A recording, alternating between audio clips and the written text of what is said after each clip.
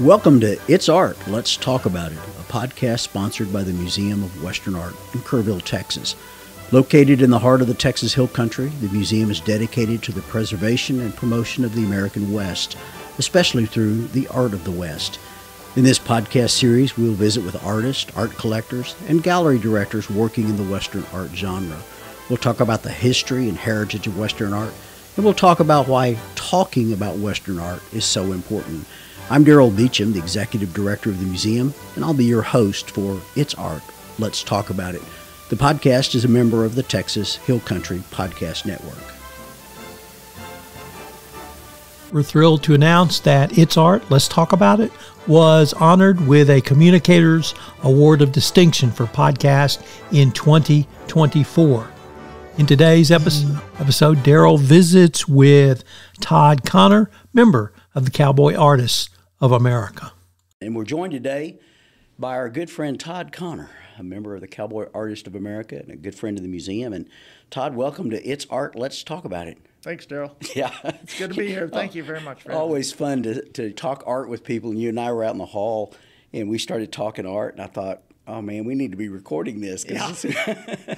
For those of you who do know Todd, you know he's a member of the Cowboy Artists of America, a painter, and he just participated in the 41st Annual Roundup Exhibition and Sale here at the Museum of Western Art, and congratulations, you sold your work. Thank you. And it's my understanding a patron who bought the work is going to gift it back to the museum for the permanent collection. Quite an honor. Yeah, that's always cool when you have somebody say, I love this so much, I think it needs to be in the museum. This is where it all started for me, right here. Was it really? Oh, yeah.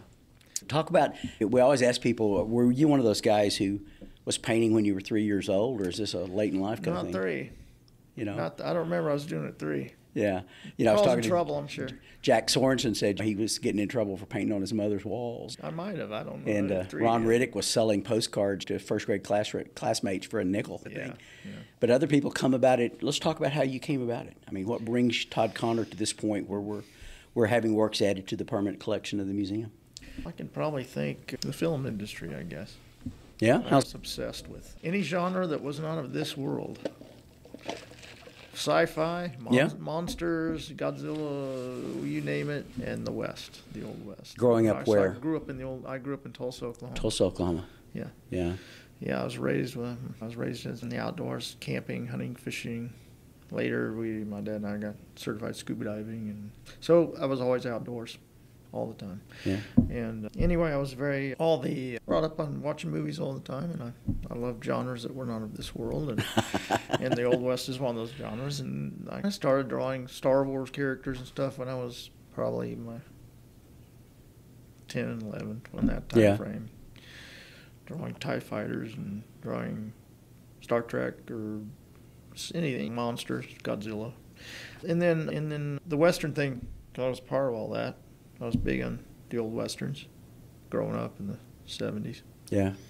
And all the Westerns before that inspired me. John Wayne, Clint Eastwood, I became a huge Clint Eastwood fan and loved all that. And what happens, I bought a paint by number kit. And so this is fun, painting oils. I said, I'm going to try it without the numbers. So I got away from this, started doing some painting, and I ended up doing more landscape and wildlife. Did you ever do Bob Ross, Happy Trees? I did watch that, and there was a guy named Alexander. Okay. A German guy. Sure. I can't remember his first name, but him and Bob Ross were contemporaries. They had the partnership, yeah. Yeah, and so I watched that and some other person too.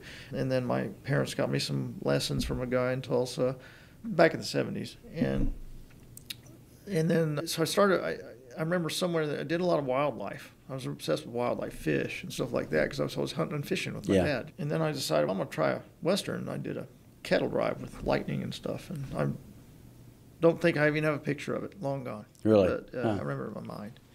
And then anyway, so that's where it all started. I stopped painting for a long time and worked for a little bit. Went in the service. Came out. I'll talk about that in a minute. I'm sure you'll ask me. But when I got out, I was traveling around the country, and I happened into this particular museum, and it was a Cowboy Artists of America museum. So this was 1992. Okay, so before we changed to the Museum of Western Art, while we were exclusive to the Cowboy Artist, we were about 10 years old, and you happened into the museum, Cowboy Artists of America Museum. Yeah, a friend of mine said, well, you got to check this out, and we were just traveling around, bumping around the country. My dad actually lived in Texas at the time, so we was always already down here. And so we came in here, and I was mesmerized by the work. I'm like, people are making a living doing this. Yeah. This is what I'm going to do. We get that a lot from people who say, Joshua Stewart was here the other day, and he's been down here a lot, and it's one of those things he comes down to just study the masters on the walls and look at them. Yeah, that's cool. Nothing will inspire you like art. I came in here, I saw some artists like Bill Owen, Gary Carter, and everybody that was on the wall, Ray Swanson, you name it. And it was like a kid in a candy store. And being that I was living up and around Tulsa at that time with my mom, I was going to the Gilcrease Museum. Mm-hmm. And I'd go see the Russell. They had Sure. a whole room of Russells, a whole room of Remingtons, then the Frank Tenney Johnsons and all that. And Thomas Moran. Mm-hmm. I was in heaven. And I'd go there once a week and just take it in. And I knew what I wanted to do the day when I walked out of the doors of this museum right here. That's interesting. And I literally pursued art training at that point. And last night you hung on the walls next to Ron Riddick. I'm pinching myself, and now there's a piece of the collection. I mean, really. Yeah, you hung on the walls next to Ron Riddick and Wayne Bays, one of the senior guys in the CA, right next to your buddy Brandon Bailey. Yep. And so it's fun to see people come full circle with that. And that just gives me the goosebumps to think that the museum has benefited from just being here. It's helped other people in their careers and all of that. You did mention, and you said, I know you're going to ask about it because it's a unique and wonderful story. You served in the military. Yes. For a number of years. Yes. And talk about that. I was bored working for a living. So yeah. I said, I got to do something more exciting than What were you this. doing? I was working at Rockwell International, Okay. building airplane parts for the B-1 bomber. And what inspired you to join the Navy? It was too slow. I was 21, 22. And I was like, I got to do something challenging before I'm too old. So blow off some steam. This ain't cutting it. This work whistle to whistle and take off at 4 o'clock. No, this ain't gonna work. But what you ended So up... I wanted to do something like a Green Beret, something exciting like that. So my dad said, I work with a guy I want you to talk to. He came down. Well, he was an old UDT SEAL man from Vietnam days, and he came down and said, you got to go. You're a scuba diver. You need to check out the UDT SEALs. And I said, okay, I'll check it out. I even read a book on the subject. Back then, it wasn't all over billboards like it is these days. The movies, you had to really dig to find out what it was, and the recruiter would hardly even mention they existed. Anyway, I knew they existed, and I was going to do it, so I did. I joined. And what year would that have been? 86. 86. Okay. Yeah, and I do it the hard way. They didn't walk you through it back in those days. You didn't get all the pre-workups, the trainings, They hold your hand and walk you through it so you're in shape when you go there and all that. Now, back then, you're on your own. Hey, we're giving a test. When you're at boot camp, they say, hey, we're giving a test. SEALs, anybody want to volunteer? Right after they gave us all the inoculations, you're half sick. I mean, I failed miserably in that. So later when I was in my A school, I went and volunteered again. After working out, I passed the test and orders to buds. Here's an artist, and one of your fellow CA members said to me, you're probably the first Navy SEAL that's ever been a member of the Cowboy Artists of America. Yeah, that's a fact. It's hard to think about. Yeah. A lot of these guys are cowboys and ropers and school teachers, and yet here comes a Navy SEAL. I wasn't a cowboy. I wish that had been my background, but it wasn't. And I mean, I know my dad was of a generation serving in the military. He never talked about it, didn't want to talk about it. Mm-hmm. Did it because he loved his country, did it because he wanted the excitement, did that stuff. Mm-hmm. And people know you a long time and not ever know that you served the country as a Navy SEAL. Yeah, I'm proud to have done it. And so thank you for your service on that. And yeah, I wanted to do something. It does make for a fascinating origin story, though, of how you got to be an artist. So you served and left the service and decided, what, I'm going to be an artist? When did you start making? Right away, I wasn't sure what I wanted to do. When did you start making a living? I knew though I was going to stay in the service and do this for a while, or okay. I was going to have to. I was already 27. I said, this is the time I need to make a decision. I'm going to stay in here and do this, which is very tempting, and I had some generous financial offers and offers from other officers for other platoons that wanted my services. And so I decided there wasn't much going on, the Gulf War, but that kind of was a blip. And then I decided to get out, and I had a girlfriend that wanted me to get out and all that business. So I got out, and to unwind a little, I just traveled around the country, living in my truck and visiting historical sites. I was fascinated with history. I was American history, the Old West, and the Civil War. So I traveled to every Civil War battlefield, every site, every Western fort. But And I hiked and backpacked, and then I started visiting art galleries. And it all came together. And yet you tell me there are others. There are people who serve as a team member. Yeah, I just found out the other day talking to a friend of mine who was an ex-team guy. What do you think makes somebody go from being a warrior? I mean, talent. I knew a couple of guys who could draw pretty well in the teams. Yeah. They may not want to pursue it for a living, but because you often don't think about those talents being coexistent. Creativity is a big part of it. But creativity being a huge part of it. The ability to overcome, adapt, think outside the box. Yeah. Oh my God, you have no idea. The creativity is there. And just about, let's say most guys in that business are very creative. It's because they have to think on their feet. That's it. They have to be alert and aware. Yeah. And so all those things lead to their creativity. They have to survive. It really does. Yeah. I mean, creativity. I mean, sometimes I'm not going to talk too much about the operations, but it's not just you have to be quick on your feet. You got to be adaptable. If you're not part of being adaptable, I think, is being creative. Or part of being creative is being adaptable. I mean. Yeah. You don't often hear that, the people who serve in one genre. We interviewed Steve C.S. Talley, who's an artist, who's on our show. He used to be an astrophysicist. I mean, he was and you're talking to him, and he was computer programming satellites to do various things. He's very scientific, and yet he cranks out these wonderful little towels, pieces of backyards and towels and scenes of the mountains and stuff, and that you don't often put that together. So I'm always fascinated about how artists get to where they are. I think as humans we have a creative urge primarily, maybe. Yeah.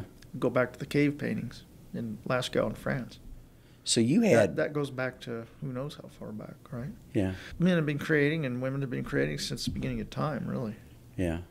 And even if it's drawings in the dirt. What a point! You're I don't know don't ask me where that comes from. It's primal. I don't know. You think? Yeah. It's part of the creator, I guess. You're traveling the country, living out of your truck, visiting museums, Civil War sites. Mm-hmm. At some point, you have to make a decision, a business decision. I'm going to do this and pursue it full time. So when did that happen?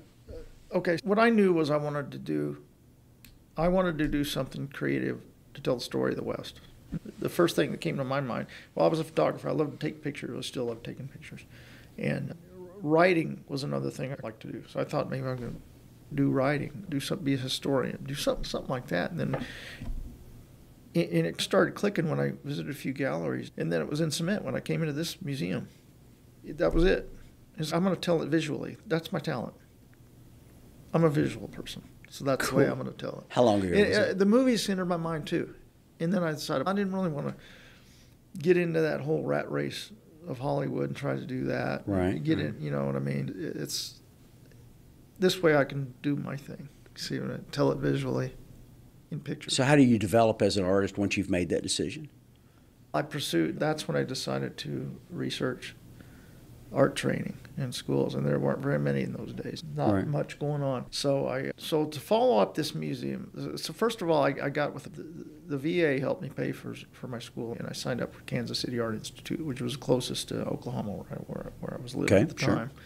And so I went there, and the training was awful. It was terrible. Great campus, some good people, but the training was not classical training. It was not what I needed. Anyway, so what I failed to mention, after visiting this museum, I applied to a workshop in Big Sky, Montana at the 320 Ranch, and it was CA workshop. 10 CA artists teaching. So we went up there, and this was 1993, the year after I walked into this museum, and I got to go to that workshop. Okay. A 1 week workshop with 10 CA artists. Gary Carter organized it. That's great. Yeah. And there was a bunch. Grant Speed was there. Okay. I mean, I think Lauren Ents was the newest member at that time.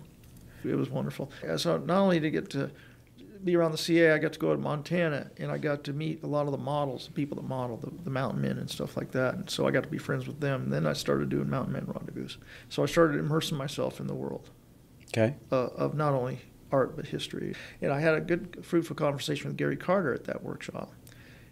And he said, you should check out the Art Center College of Design in Pasadena, California. Sure. So I did. I went out there and looked at their facilities, and I was blown away. It blew Kansas City Art Institute out of the water as far as the facilities and the focus of their of the training was more classical, figure drawing, figure painting, learning the nuts and bolts, and so I knew I had to go there. So I ended up moving out there on my own, and the VA picked me up again later so I could finish and get a degree. But I would have been willing to go out there on my own dime for two semesters just to get that kind of training for whatever I could do. And I did, and I ended up getting a degree in illustration. Graduated in 1997. Okay. That was a great experience because I met other instructors outside of Art Center. I took some workshops with Dan McCaw and Dan Pinkham, who's also a friend of Ron Riddick. Sure, yeah. Yeah. I learned a lot from these people. And Steve Houston, the master of all masters, draftsman, taught at Disney. And I learned a lot about drawing from him, not counting what I learned at Art Center. Yeah, so it was the best thing I ever did was make that move.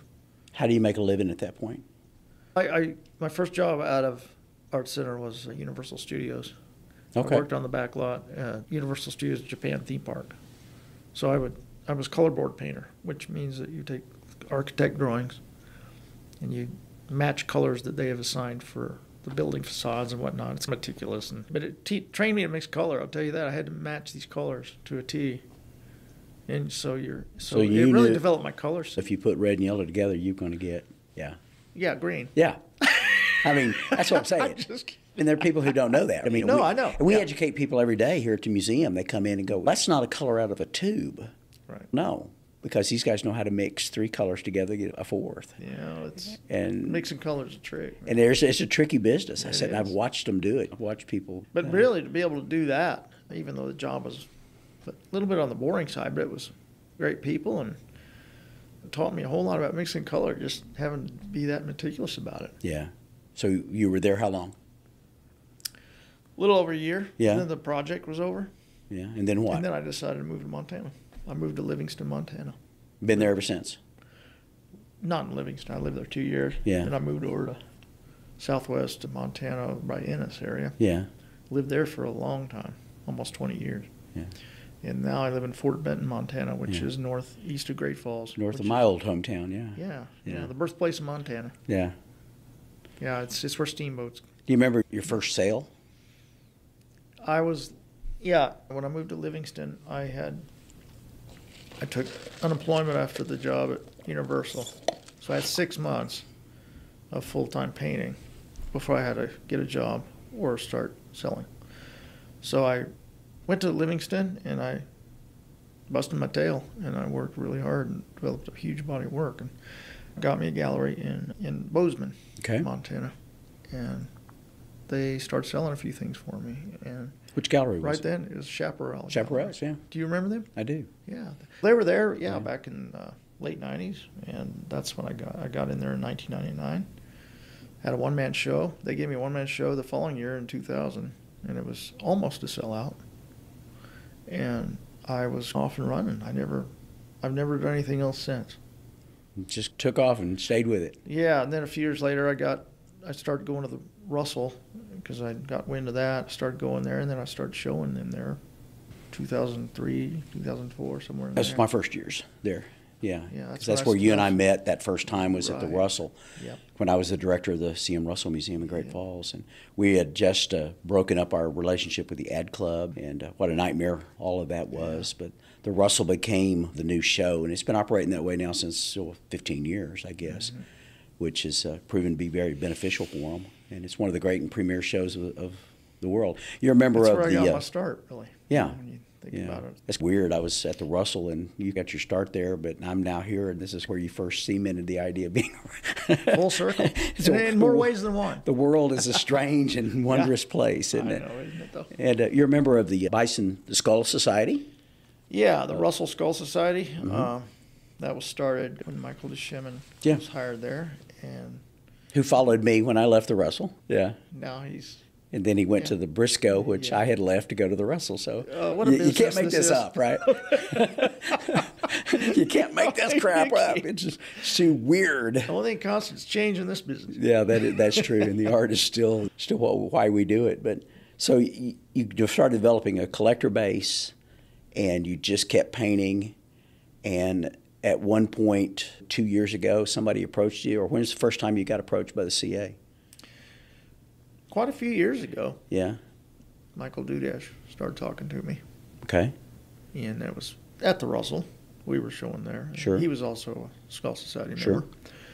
And he just said, "You ever thought about it?" I said, "That's what inspired me to do it in the first place. Of course, I've thought about it." And so I'm like, he said, "Just think." Well, what's funny is that we talk all the time within the industry, always trying to guess who the next CAs are going to be. Mm-hmm. You know, and I'm right a lot, and I'm wrong a lot. You know, I think that somebody's going to join and then they never do, or going to be asked to join and they never do. Yeah. And then I think to myself, you know, how did they get that guy? And yet it's a unique organization. And you were brought in last year. You're about to do your first show. Yep. First full show this coming November 2024. And me and 3 other guys.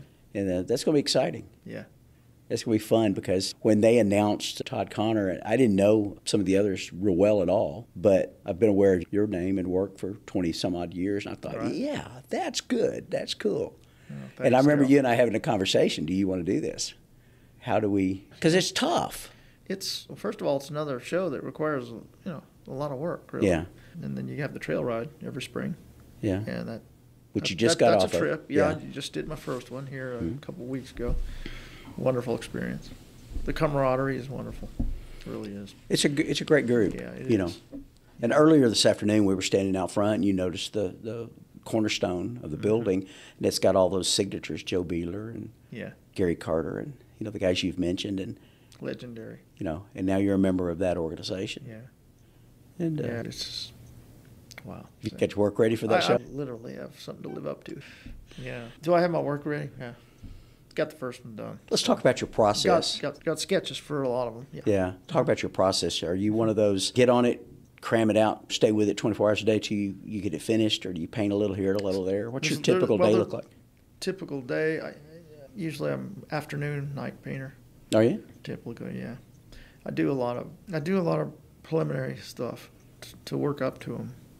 I don't just bang them out. In the old days, I banged a lot of them out, and sometimes you can tell the quality suffers. So I put a lot more time into them these days than I used to. Brush, palette knife, combination of both? Mostly brush, some palette knife in the foreground and whatnot. I don't generally paint a lot of my detail with a palette knife. I used to be a little more painterly than I am now, and I think that's part of trying to reel it in a little bit and be more disciplined in my approach to finishing paintings. We were just talking about this out there in the hall. Mm-hmm. But the finishing takes so much discipline, so I've been trying to work on really honing in, making sure I'm finishing these things and not leaving a whole lot of... It doesn't mean I'm over painting, I hope. There's a fine line there between not finishing and overworking, and so I've been trying to find that balance. So it ends up taking me a lot more time in the last 10 or 20% of a painting than the whole rest of the other 80%. Yeah. That made me really nostalgic. My brother was a painter, and as I mentioned to you, he was one of those 80% guys. He could get it to 80%, and then he couldn't finish it. And I miss him every day, but I think back on his career, and I think, God, I wish I had been able to figure out a way to help him finish the painting. He would get it 80% done, and hell, he'd get bored and go do something else. You know what? It's tough. I can relate to how he felt. Completely. Yeah. Because you feel like you've almost said what you need to say at that point. At that 80 point? Really. I mean, you've pretty much said it. Yeah. But you probably aren't going to sell it at that point. 80 point. Now there's people that do. I mean, you can go to the loosest painters out there, and there is a level of finish. And what finish means to one artist, it may not be the same thing as to another artist. I mean, look at Nikolai Feshin. Yeah. Some people say, "Oh, it's not finished." No, it's finished for Nikolai. It's very finished. Sure. And the amount of time he had into those, people wouldn't believe it. Yeah. And there's so much that goes into those. So finish is elusive. Very elusive. How prolific are you? I'm not very prolific at this point. I mean, because I'm trying to... One a day, one a month, one a week, That depends on the size. Okay, all right. That's fair. Okay, so let's say I do a 9x12. I generally, in the old days, I do one in 3 hours. Okay. 3, 4, or 5 hours. A 9x12. Western painting, figures, all that. Yeah. Not good enough now. I'll go back into it in a couple of days after it dries, and I'll put more into it. I watched. See what I mean? Yeah. Yeah. I watched Tony Pro yesterday. The artist Tony Pro. Yeah. do a portrait of one of our mountain men who was gunfighters, was there, and he sat down in less than an hour, he'd banged it all out. And I thought, sign it and sell it. I mean, it's done. And Tony looked at me and said, "Oh no, I'm."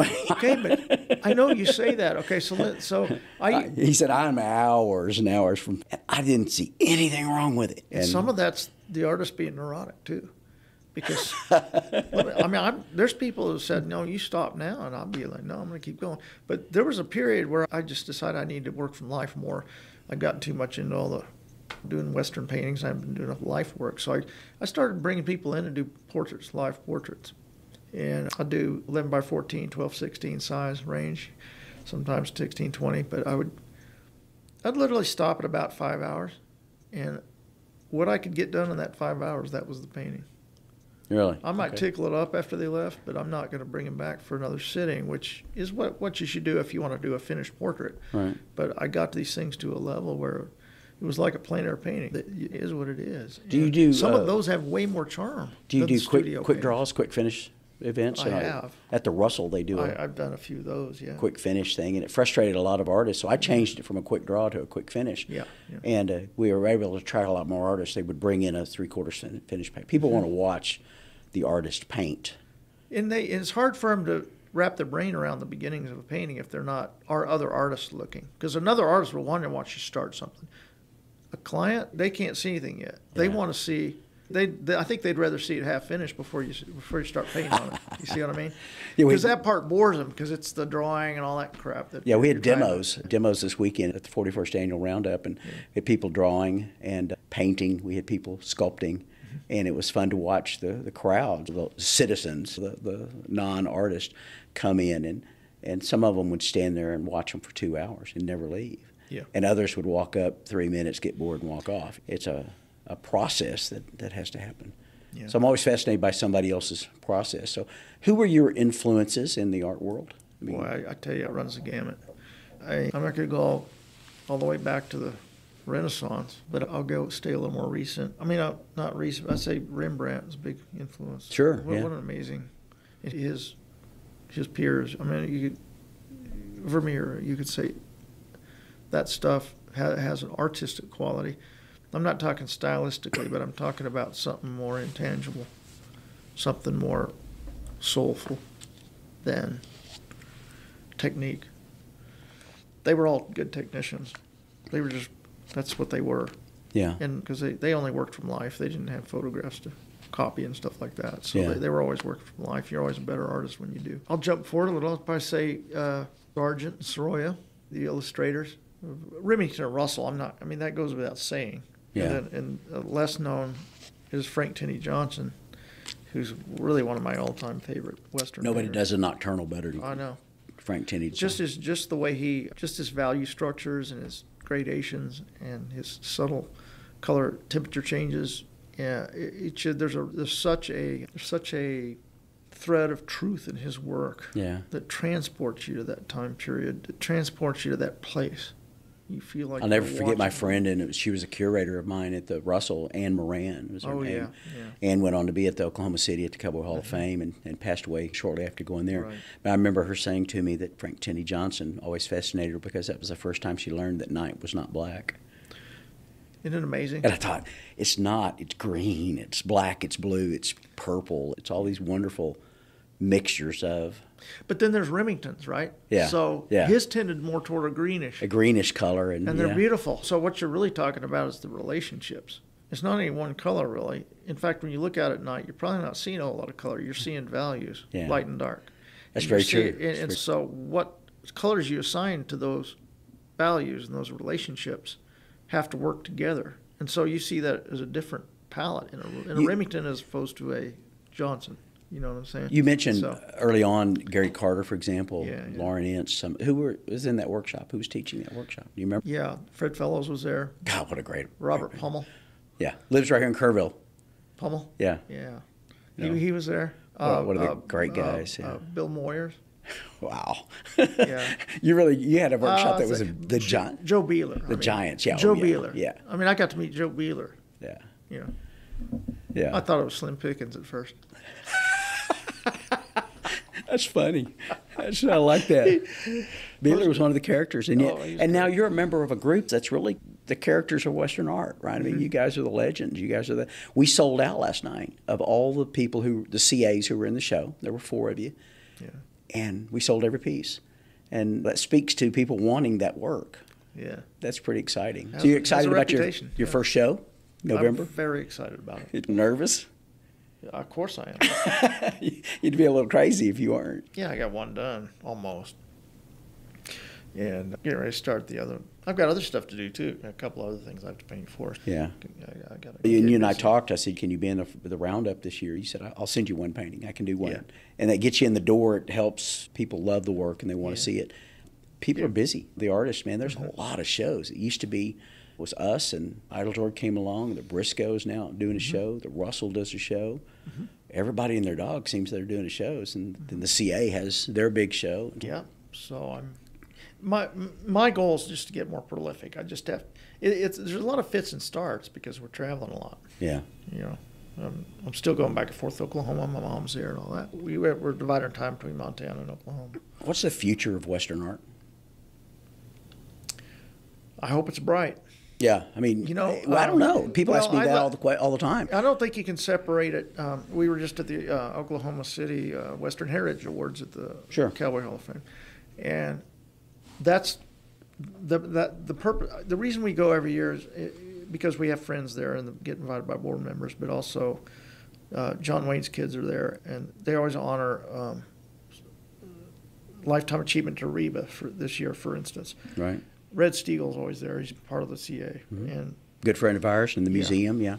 So I go there to support that because they're honoring ranchers, they're honoring writers, they're documentary filmmakers, they're actors and people who do things toward the Western, to preserve the West. Yeah. And that's, to me, to be in the CA, that is my number one thing. And it's probably the West. It's one of my favorite museums. Yeah. I mean, it's a great place. It's fabulous. But to answer your question, is they're trying to preserve the West, those art forms, and the rest of us, the painters and sculptors, are trying to preserve it. Yeah, that's what we're trying to do here at the museum. And I think it's bright if we keep doing these things and educating people, and it doesn't get squashed. You know what I mean? Because we need to keep our history alive. That's who we are. We are our history. If we erase that, then there's nothing left of America. Yeah. I think that's one of the things that makes this country unique is the fact that we have people who are creative, and it's a free market enterprise kind of deal. And one of the things we're trying to do here at the Museum of Western Art is, in fact, keep that Western history alive, that Western genre. Keep it in the forefront. We celebrate the American West every day. I know, and also that's exciting. It's fun. Yeah, it really is. It really is, and we sure appreciate everything you do in all the museums. But the Hollywood's making more of this genre. I think that's great. A swing back. I think it's great. Lonesome Dove, and then Open Range, and and now the Yellowstone series with Taylor Sheridan. Good for Taylor Sheridan for doing all this. I think it's great. 1883 and now Kevin Costner's doing his own little version called Horizons, and so. Yeah, and he started off 30 years ago with Dance with Wolves, and that inspired me. That and Lonesome Dove, those two things really inspired me to. Yeah, those were my two inspirations in the Western art genre. They came out about the same time, and that was my formation time for doing this. Those films were part of my soul, really. I mean, that helped get me started in this. And the market seems like it comes and goes, but you think long term we're good? I do, because I think there's enough young people that get it. Yeah. And I think that's the key. Are young people going to keep honoring the West? Are they going to keep making films about the West? Are they going to keep doing art about the West? Or are the young people that grow up, are they going to be like you? Are they going to be in charge of a museum and keep this thing going? I do. I think there is. I know people. I know some people in the Oklahoma City show there. I know some people in the CA even. There's some younger people. And they're very passionate about keeping that going. One of the things we've, consciously as our board and staff, we've made a decision to do is that we're inviting some younger, newer, maybe not quite ready artists to our shows. Joshua Stewart comes to mind. He's a young man who I think has a bright future. He shows in the show in our galleries. He's a good little painter, too. He's a good little painter. He's a great guy, but he's young. He's, Brownlee. She's only been painting a couple of years, and yet she's winning awards all over the country, Well, for her great. graphics work. So I'm hoping that the future is bright with these young artists. And so This is being part of CA. Hopefully I'll get a chance to do some workshops and help to inspire younger people to What do you say? What do you say to that painter who's out there listening to this podcast? He's tuned in because he wants to hear the new CA member, Todd Connor. I mean, you've been doing this a long time. I'll see you the same thing I asked Ron Riddick, I asked James Muir, Jason Scull, he's been doing it 40 years. What do you say to those young people who are out there painting and sculpting, and what's your advice for them? Just keep going, bear down? Keep going. Go to school? Absolutely. What? Learn everything you can. Seek out people who are masters. And really go to the nuts and bolts. Don't stop reading your art history. Go all the way back to the Romans if you have to. Study that stuff. Go to the museums. Go to the Met. Go to the Louvre. Go wherever you want to go. Go to Italy and let that be your teacher. Don't get too hung up on who's hot right now. Don't do that. Yeah. This is my advice, okay? Don't look at me. Look at people 2 generations back that I looked at. Go look at Remington and Johnson. I got a real kick out of during CA last year. Group of us went over to Dallas and saw the Sorolla exhibition at SMU. Oh, I wish I could have seen it. Oh, my God. And we were walking through the room, and there's a couple of 3 or 4 CA members. We all went together. And I got a kick out of 3 or 4 CA members, like children, standing there studying this guy's painting. They're picking it apart and having a conversation about brushstrokes, looking at the work. And it's never too young to learn, never too old to keep studying. And that's a fact. And to get better. No. And I got go ahead. I got a real kick out of last night, standing there watching Ron Riddick talk to 4 or 5 painters, younger painters especially, and especially some of the old, the local, more localish people who are not, nationally known, and it just basically putting a little class together. Yeah, I think it's great. Ron's awesome. He was standing there for 25, 30 minutes just holding court and talking. And he's sharing some very great wisdom. And there's some good stuff. Really good stuff. And it was fun to watch some of the younger painters gather around. He'd get a little people, what are they talking about? And they just kept, a crowd built. When Rod talks, people listen. Because it was but it was fun though, right? It was, right. And it was educational, and a lot of them had learned, my God, that's great stuff. And he said to him later, I said, you talk to a rock if it'd listen to you. And he says, I love sharing this stuff. I love it. And I hope I can give some kind of something back. That's why we love Ron. So let me answer. I have another part to add to your last question. Right. About advice to young people. When you're doing this stuff, if you're trying to tell the story of our West, especially historical part of it, be sure you do your research and try to get it right. Take the time and do that. Don't get so many deadlines that you don't have time to do your research and do it right. Because once you get too many shows, all of a sudden you're in a panic and you're not taking the time to do to do the artist justice. Hollywood's guilty of this too. Yeah, absolutely. We've got to try to get it right. We've got to try to get if it's a specific event, try to get the area, at least the landscape, somewhere in the ballpark. Try where it was, what they were wearing, what kind of, if they had weapons, what kind of weapons they had. I went so far in my Alamo paintings at the Briscoe to research the phase of the moon the night before the Alamo. And so just little things like that. People appreciate. That's dedication. Because a lot of people that buy art, especially Texans, by the way, are sticklers on history. And they know that's an 1866 revolver. Yeah. That should be an 18. I don't really paint with that much detail to be able to tell if it's an 1866 revolver, but it better look like it could be at least that era. Yeah. Yeah, not a modern Colt. Yeah, you don't want to put a 6-shooter in there. A Glock. A Glock. Yeah, there's that, right? You don't want to put a slide on it. We've been visiting with our friend Todd Connor, member of the Cowboy Artists of America, on It's Art, Let's Talk About It. And Todd, we wrap up this show all the time by saying, people want to know more about you. How do they do it? They go out to toddconnor.com. Is it that simple, or is it what? My website is Todd Connor Studio. ToddConnorStudio.com. And you're available on Facebook, Instagram, what? All of those? Yeah, I don't probably post as much as I should, but I'm on both of those. Okay. Absolutely. And we're going to be posting on our website photographs of your work. We do a little bio. We have clickable links for those people who want to listen to the podcast and play along. They can go out there and look for your work. What's next for Todd Connor? I mean, you've got the CA. That's probably your big next, right? Yeah, and sometimes I look to my wife and Mimi to find out what's next.